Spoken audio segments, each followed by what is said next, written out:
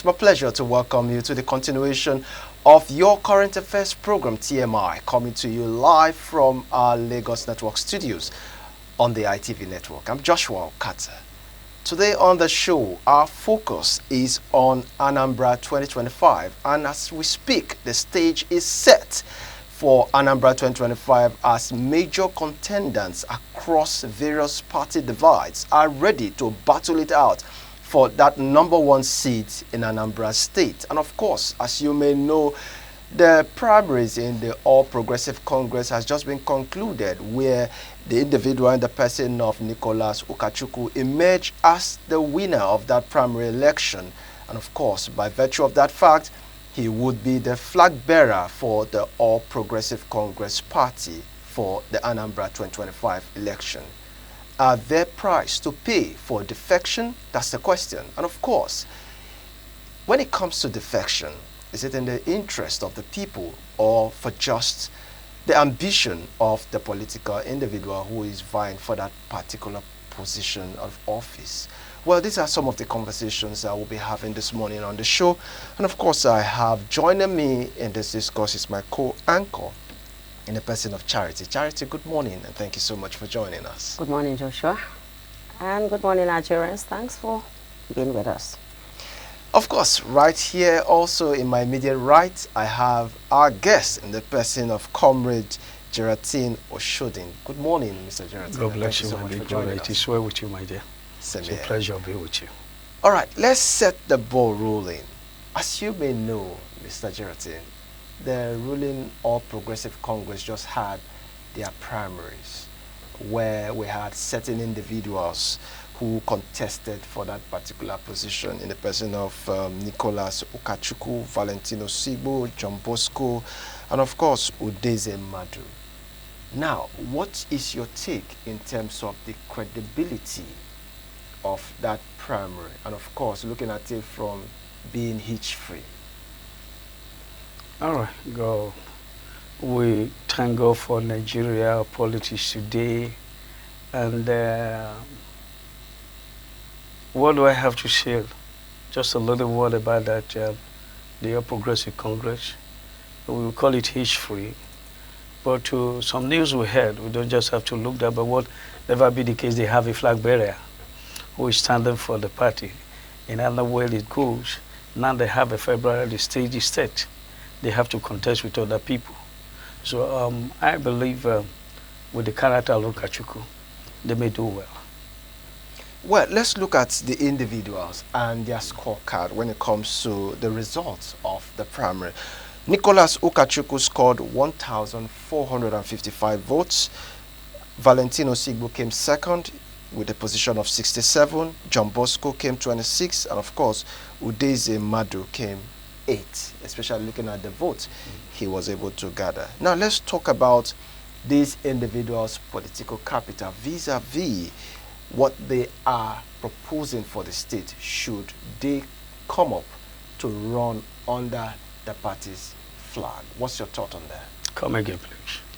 Let's look at their political capital. I mean, these Okay. individuals, in terms of their influence, both at the grassroots level and the state level. Oh, okay. Vis-a-vis the ideas they are proposing, should they emerge winner at the primary election?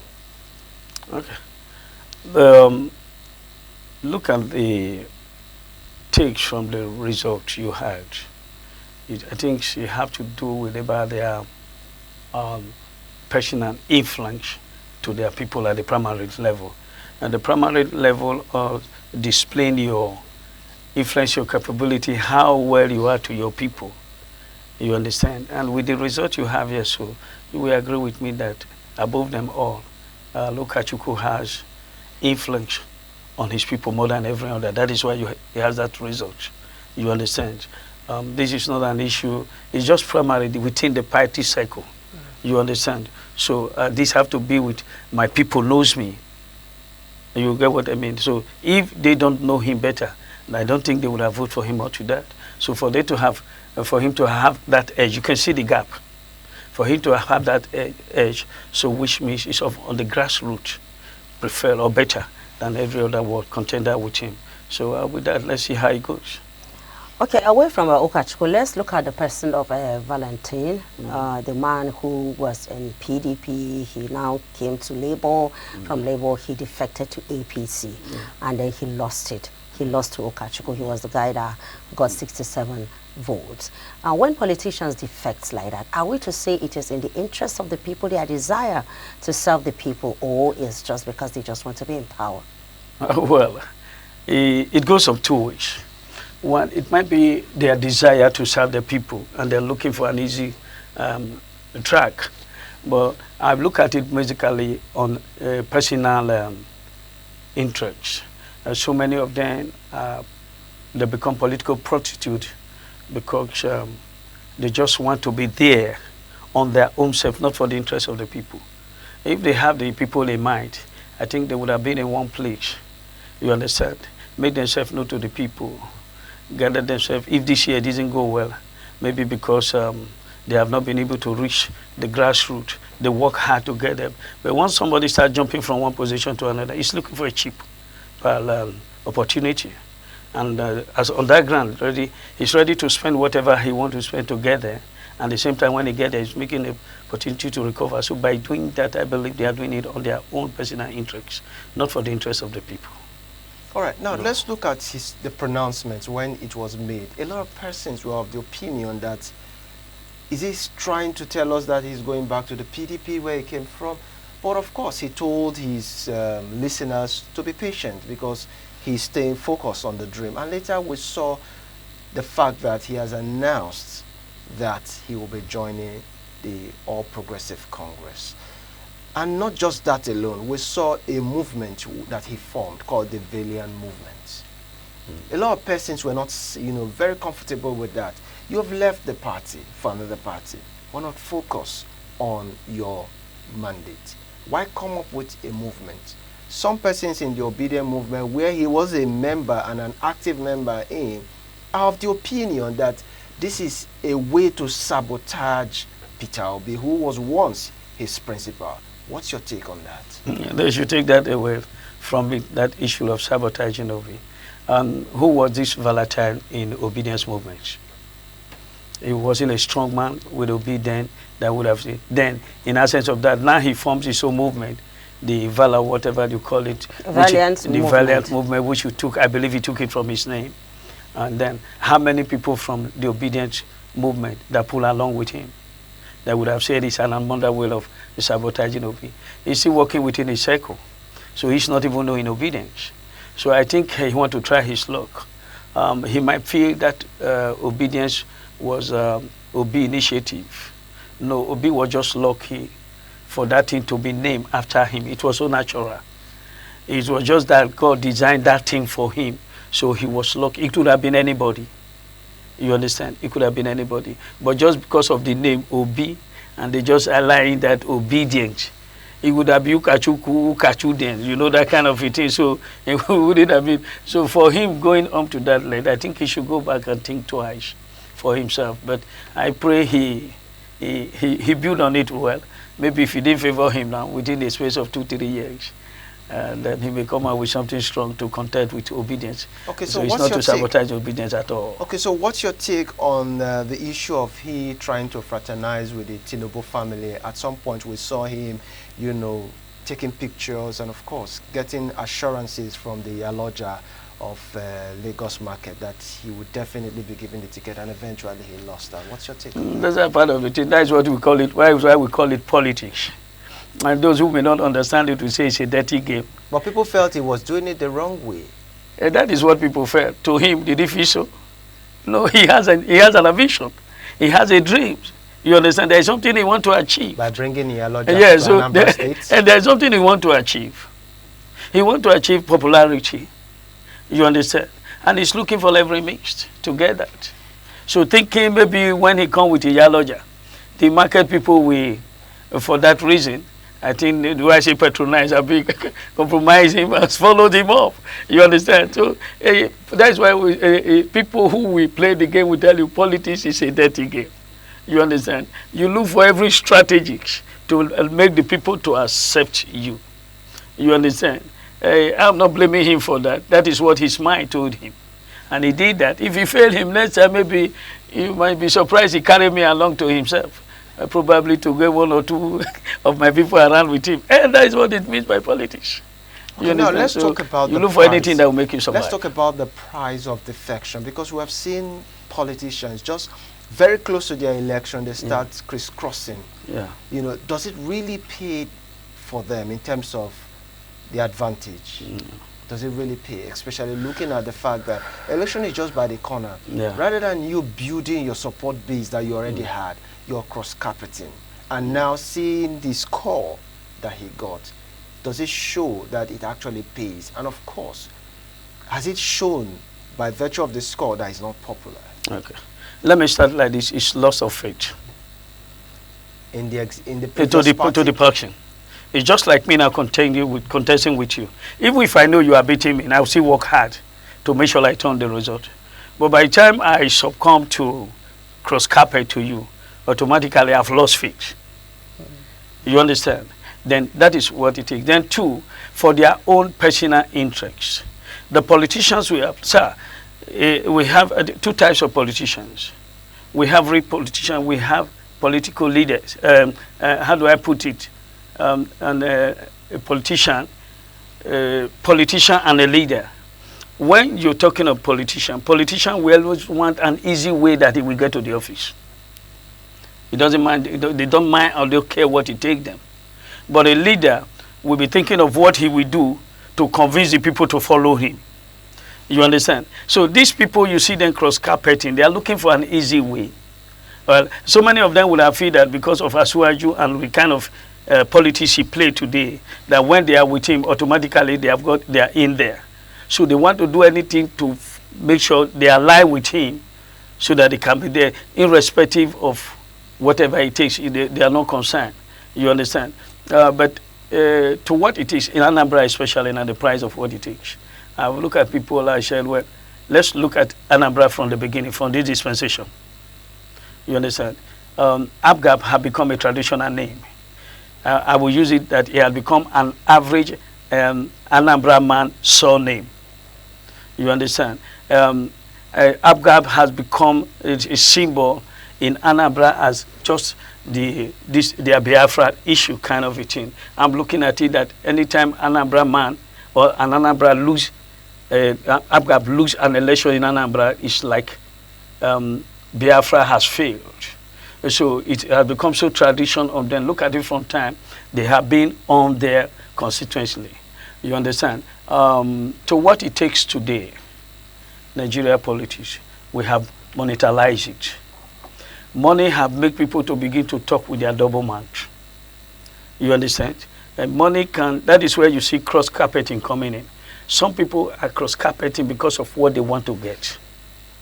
You understand? They don't mind what they have for their stakes, but what it takes them, what they will become. So if they are cross-carpeting for their own good, no problem. But if they are cross-carpeting for the good of the communities, okay, no problem. Like what I told some people, I would tell them, listen, politics have to do, number one thing in politics, you can't take away. It's number one thing is personal interest. You can't take that away. All right. But when the personal interest override the interest of the community, it becomes wickedness. Now let's look at this defection on a larger scale. Okay. You know, beyond the Anambra factor now that we have the Valentine and whatever. And then we look at the trajectory of democracy in Nigeria from 1999. We've had these defections. People defect at every time close to election. Does it have any positive effect on how dividends of democracy has been delivered to Nigerians and this kind of leadership that Nigerians have? Okay, let me start like this one. If I defect from APC to PDP, I still remain Jerry Oshode. But maybe you understand? Your ideology will change. What will change my ideology? I still remain who I am. It's only the political name I change. Now look at it from the dispensation of this democracy in Nigeria up till now. All that deflected.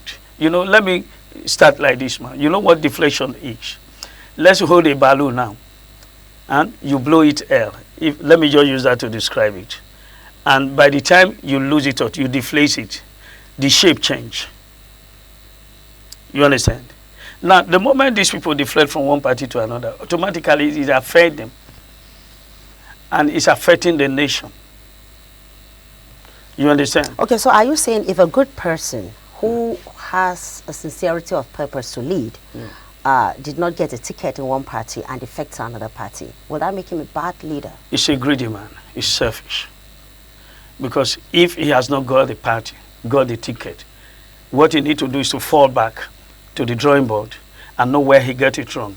Work hard to get it. When he deflects from one party because he lost a ticket to another one, hoping to get a ticket there, then he has a mission. He has a motive. And that may not be too good for the nation. And that is what Nigeria is facing today. But I'm thanking God for what we are seeing today. It's like God is just doing work in Nigeria, bringing all this set of people together in one place, harnessing them from different parties and bring them, just gather them for Nigeria to notice them. And if you can run away from them, we have a better Nigeria. When you say set of people, what do you mean? I don't want to measure name. I don't want to measure party. I don't want so. But you, as a Nigerian, should understand what I'm saying. You understand? Okay. If we are talking of Defection, we know Umahi when he was a governor in Eboi. Yeah. Then look at when he decamped, when he deflated. But he's working. He works as a governor, according to reports, even as a minister. Yes. He's working. That is what I'm saying now. Before he deflects, look at the result from Umahi to the time he deflected. From the time he deflected to the time he hand over.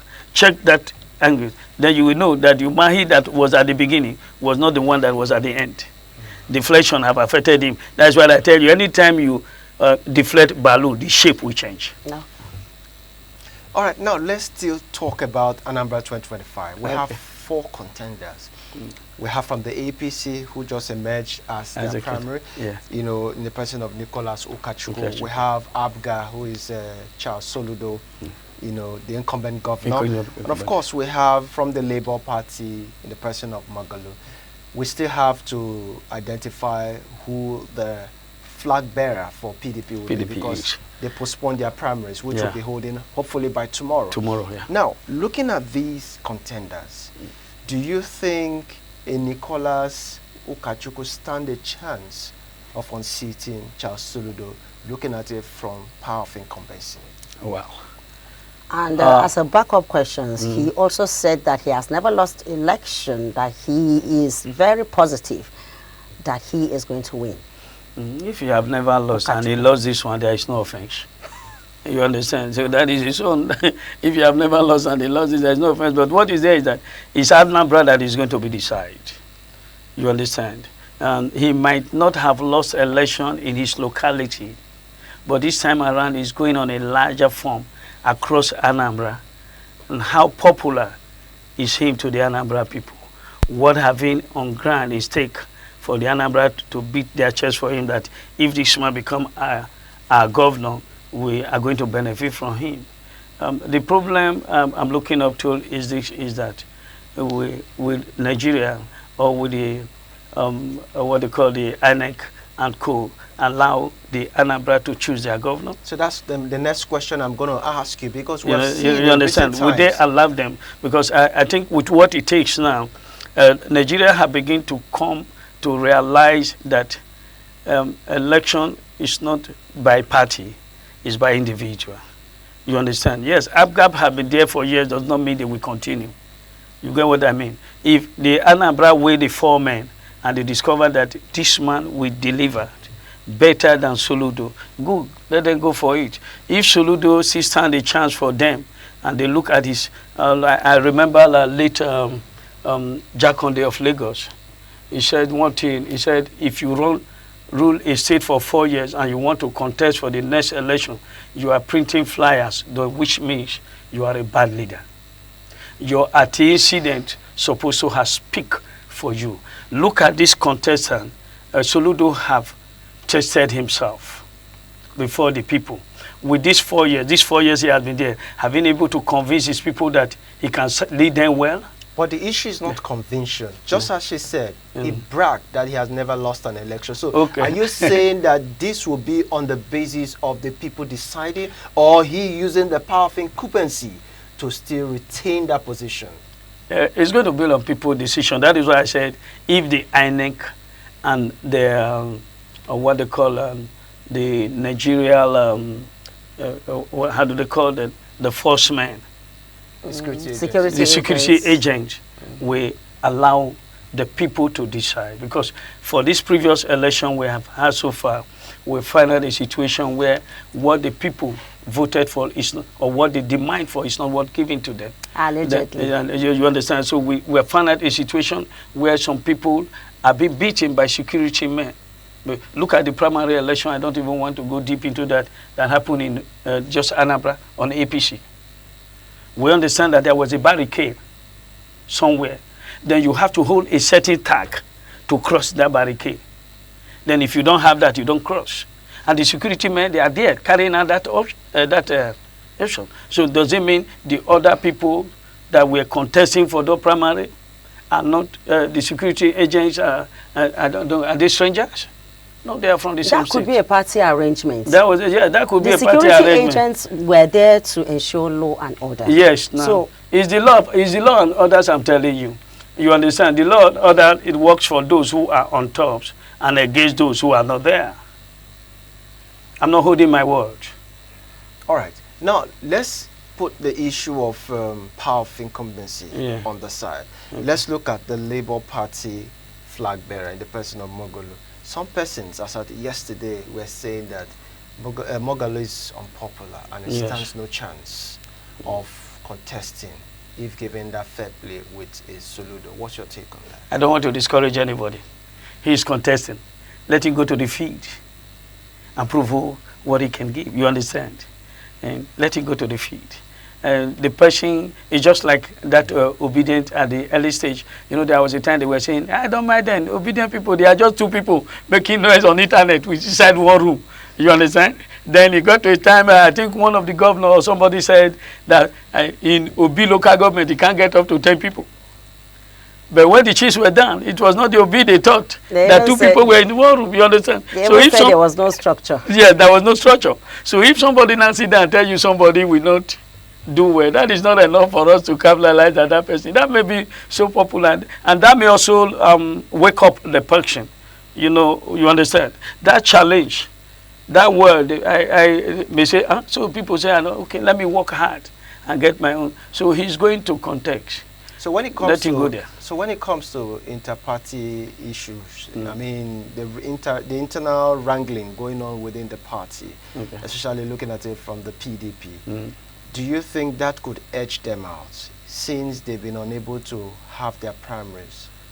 Would they say they postponed it? Yes, they I think it's postponed it. coming up tomorrow. By Yes. tomorrow, This question will be answerable to By after tomorrow. tomorrow. You understand? If they are unable, you understand? None of these parties that have no issue. None of these parties that have no issue on a primary level. Yes. Then after the primary, they come together and work as one. They put everything behind them. I don't think they come to the field of contention with what they have at the primary. No. When they make up mind at the primary level, yes, it is so. Everybody want to be there. This one want to be the candidate. This one want to be the candidate. But after they make their choice, it took them some time also to come together as one and achieved what they planned for. So having rating them from what the primary experience may not be too answerable to the major election, because before them they will know if we lose, it's not this one that lose. Okay, let's look at the way forward. You know, each time we talk about Nigeria's democracy, people will tell you that it is a nascent democracy, and there have been questions for how many years will Nigeria continue to have a nascent democracy. And we know that this cross-carpeting has been one of the issues that a lot of people think is setting back our democracy. Do you see a Nigeria where we will have politicians stick to party from generations to generations, the way we have the Republicans and the Democrats of U.S.? Do we see that happening in Nigeria? Yes. It will come. And how can we achieve that? Yes, how can we achieve it? It needs you, it needs me. Like what I said here on this studio once of the time, I said, the Nigerians today, what I saw about them is that the politicians have succeeded enslaving us mentally. then I remind you today of one song by Bob Marley, "Emancipate yourself from mental slavery." So I have made myself available to go on crusade any moment from now, visiting villages to emancipate our people, because what we have is mental orientation. We have to arrange them that these people cross carpet is not for our good. All right. And when the people know that when you cross carpet, your people won't go with you, they say to what, they won't do that anymore. Before we finally coast home, there's this question in mind I have, which is that of Nicholas Ukachukwu. He said, and I quote, that I have a long-standing influence in Anambra State. Okay. I have been instrumental to the emergence of successive governments, especially in Anambra State for years. Yeah. I have played the role of a godfather, and now I'm ready to father myself. What's your take on that as we coast home? Let me start from the first one. Who is his own godfather now? Because he has played the role of a godfather. Has he also now choose a godfather that he want to contest? No, He said he's ready to father himself. Okay, he want to father himself. Okay, he want to godfather himself. So it means that before now, successive government in Anambra State has been under his dictates. Yes. That's what he's saying. That's what he's saying. Okay. Yeah, if that is what he's saying. Or If do you have that any is true, contrary sir. view? No, if that is true, just for instance now, sir, I've known you years back, all right? In one way or the other, I've helped you. You understand? Even without seeing me, you just see my name. So this man, no, he has helped me. You understand that kind of a thing? Let that thing he has done for the development of Anambra State speak for him. You understand the role of godfather, the typical role of godfatherism in Nigeria. Does it mean that it has always been under his dictates, given the fact that he has said he has played that role for years? It means that, from connotations, Anambra State and the people of Anambra have never been deciding who rules them. Okay, I don't know the area of his godfatherism. You understand? Let me take, for instance, for our president today, Tinubu, before he became president. From years back, people knows him as a major political game player in Lagos State. All right?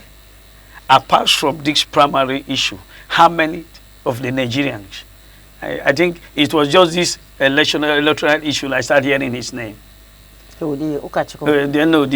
Is Ukachukwu you're talking yeah, about? Yes, It's not started hearing Ukachukwu's name. I have not so much knows him. How many people knows him in Anambra? Who hasn't got father? Maybe that's why he's reminding them. What is his antecedent? Given his scorecard, especially at the primary, it tells you to the fact that he has played a major role. That is what he said. That is what he said. I agree with him. But what I'm saying now is this: that let those scorecard he played play that for him. Well, let's see how that will turn out for him, especially at the election.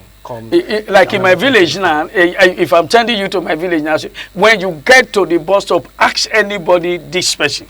They will take you to my place. That is to tell you how popular I am. What has he to tell the Anambrans? Apart from him just saying that he has been a godfather for this and that and that, what have he done? Is his name a Hassan name in Anambra? No. Well, but I wish him the best. I know within now and the election period, it took Obi 6 months just to make himself known to the whole world. So he can do something. Well, valiant movement. He claims to father himself, and let's see how that pans out at the election. I think he better, I don't know, now he's a grandfather, he's an old father. I don't know who will be his father if he has been fathering people. And now he's become old. So maybe we look for Azikiwe to father him. Thank you, my dear brother. God bless you. And of course, Charity, we really appreciate your contribution. Thank you so much. It's been a great time having you. Yes. I look forward. All right, that's our offering for you today right here in the Lagos studios. And of course, we do thank you so much for keeping glued with our program.